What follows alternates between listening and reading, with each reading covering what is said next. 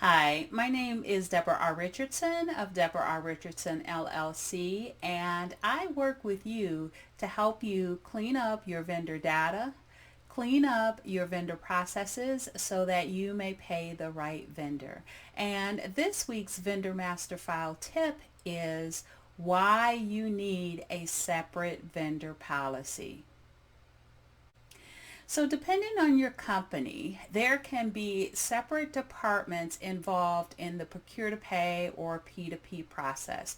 For example, your procurement or sourcing team, their activities may be more focused on vendor risk management, identifying strategic partners, and reducing costs.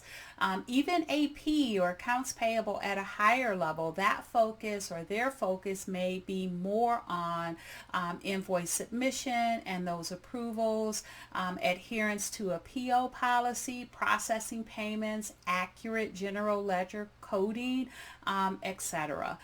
So each can be quite different from a focus on onboarding vendors for the purpose of payment for goods and services. And so for this reason, I recommend a separate vendor policy or a separate section in your accounts payable policy specific to the onboarding of vendors. And when I say the onboarding of vendors, I also talk about or also mean how to change existing vendors as well. Now, here are some tips or some things that you need to include in that vendor policy. You need to include what documents are required to onboard a vendor or to update an existing vendor. You need to identify what vendors, if any, are not applicable to be paid through AP and therefore requests for setup will be rejected. You need to identify how to submit the request to the vendor team. You need to identify what the turnaround times are, what the SLAs or service level agreements are for those requests coming in. You also need to identify, and I hate to say this, but your escalation process. So if someone, I don't know, waited to the last minute and there's an urgent vendor that needs to be set up, maybe additional approvals need to be done, or if you guys reject that vendor and they want to, the requester wants to push back, there's got to be some process to deal with that. Then you also want to include the consequences of not following the policy. And these are just a few that need to be included.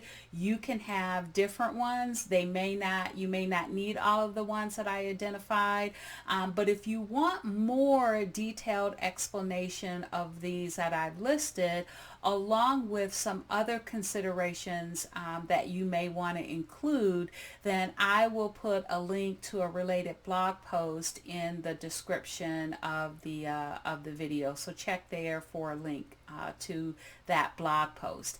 Now, while you're there on my site, definitely explore around if you'd like more information about how to clean up your vendor data, clean up your vendor processes so that you can pay the right vendor. I've got a ton of free tools and resources to avoid fraud, regulatory fines, and just bad vendor data overall. So good luck, and don't forget to check in next Tuesday with next week's Vendor Master File Tip of the Week.